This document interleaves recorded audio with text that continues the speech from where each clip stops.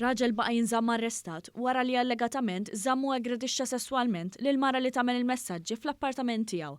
L-Indjan ta' 31 sena tressaq il-qorti akkużat li kommetta qatt sesswali mingħajr il-kunsens ma' ukrena fl-appartament tiegħu f'Tal-Pjetà u li żamma kontra rida tagħha biex jisforza tagħmel qatt li ma riditx.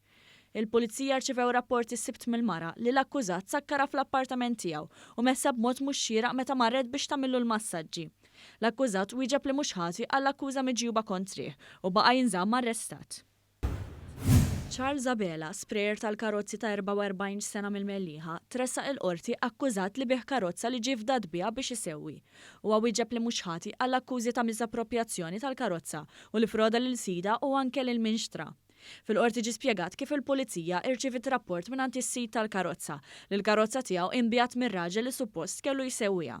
Id-difiża talbet tal-ħelsien mill-arrest iżda din it-talba sabet l-oġġezzjoni tal-prosekuzzjoni li argumentat li din mhix l-ewwel darba li l-akkużat wettaq dan it-tip ta' reat.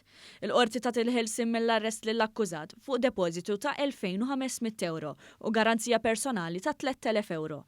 Huwa ġie ordnat biex ma jitkellimx ma' xhieda fil-każ u biex jiffirma flas sa 3 darbit fil-ġimgħa. Raġel li jismu mhux ġdid mar-reati ta' droga reġa' spiċċa l-qorti, akkużat possess ta' ħaxixa u kokaina li nstabu f'ċirkostanzi li juru li kienu għal-bejħ. Mohammed Koruma, xufir ta' taksis ta' 44 sena mill-Kosta tal-Lavorju, tressaq il-qorti quddiem il-Maġistrat Rachel Montebello, akkużat possess ta' sustanzi. Fil-qorti ġie spjegat kif il-ġimgħa fil-għaxija uffiċjali tal-Pulizija li kienu qed jagħmlu ronda f'San Pawl il-Baħar innutaw karozza li kienet ipparkjata illegalment. Meta resqu aktar viċin raw sustanza ħadra maħsuba ħaxixa ġol vettura. Minn tfittxija li saret irriżultaw numru ta' boros li kien fihom aktar minn 14 gramma ħaxixa, boros oħra bi kważi 7 grammi kokaina, mobiles u flus kontanti.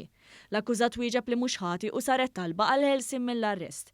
Il-prosekuzzjoni oġġezzjonat għal din it-talba u rrimarkat dwar il-fedina penali kulurita tal-akkużat li turi li aktar kmieni din is-sena skonta sentenza brabta ma' akkużi simili. Id-difiża rrimarkat li l-ammont ta' droga u flus fil-possess tiegħu kien minimu u li l-imputat ilu jgħix Malta 12 sena u jaħdem full-time.